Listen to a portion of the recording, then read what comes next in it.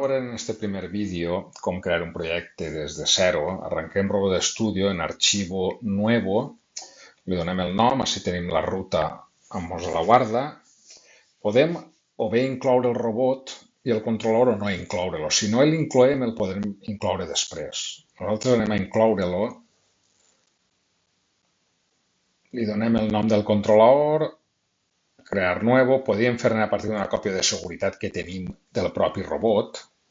Ara no és el cas, seleccionem el robot que és un IRB 1100, el nostre robot, concretament és un robot de 4 quilos, el de 0,58 metres.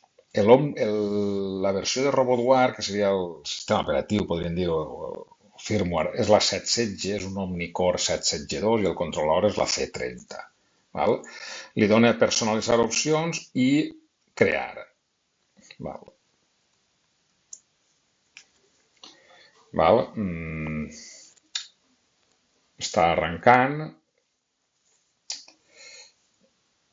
i ara em diu que vol actualitzar el RobotWare. Jo vaig dir-li que no vull actualitzar-lo. Li dic cancel·lar i ara em donarà una altra opció segurament i està dient-me, a veure si arranca, que tinc... Vale, està dient-me que tinc en la biblioteca dos tipus de robots, uno que té els cables per baix, bottom, i altre que té els cables per darrere, que és el nostre. Val? Acceptar. Molt bé, doncs ja tenim així el robot. Val? Tenim així el robot que li han dit, tenim així, bueno, doncs no anem a veure massa ara el programa, simplement anem a veure quatre coses bàsiques, per exemple, fer un zoom. Així baix tenim una ajuda per a desplaçar el robot i moure's per l'entorn de treball. En un zoom, en la rodeta del ratolí fem un zoom. Després, en la tecla Ctrl-Shift, botó esquerre, Ctrl-Shift, botó esquerre, en gire per a l'entorn de treball, rota el robot. I Ctrl, botó dret, desplaça l'entorn. Això seria un primer punt. A continuació, anem a veure com moure el robot des de movimientos de eje. ¿Vale? Punxo movimientos de eje i puc moure el robot l'eix J1, fija't que el diu és graus també, el J2, el J3, el J4, el J5 i este últim J6 que seria la rotació de TCP. Molt bé.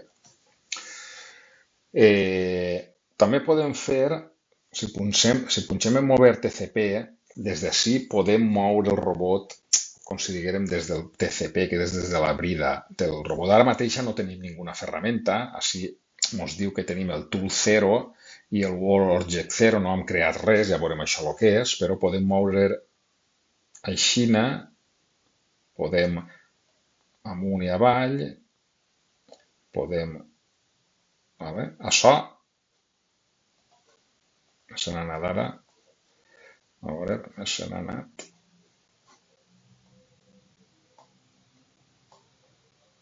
Si manegem aixina i ara mover TCP, vale, sí, des d'ací. Vale.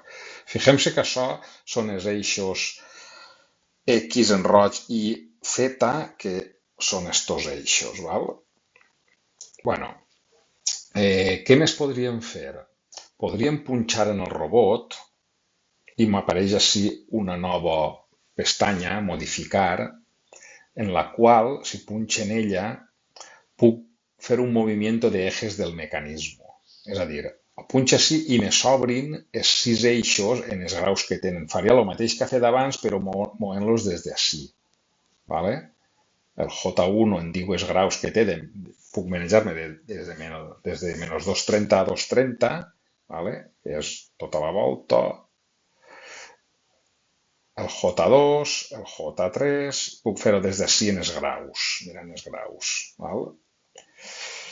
Si estic, torno a tancar, punxo en el robot, modificar, puc manejar-me linealment. Si punxa així, estaré manejant-me linealment. Li fique 400. Entonces, si es fijem, l'eix X és estic manejant el robot en moviments lineals.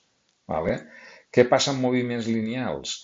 Que el robot manejarà els eixos que li facin falta per a satisfer aquest moviment lineal, aquest moviment X. Si maneja ara l'eix Y, fixem-se, l'eix Y és si maneja l'eix Y, ¿vale? Estic manejant l'eix Y, però el robot maneja els eixos que necessite.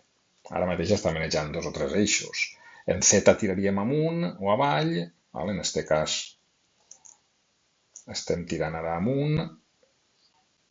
Ai, perdona, això no, això és la rotació, tiraríem amunt. Val.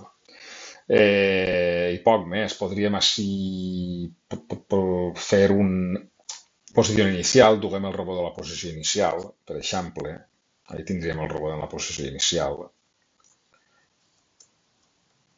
Bé, i poc més podríem dir. De moment, este primer vídeo el deixem així.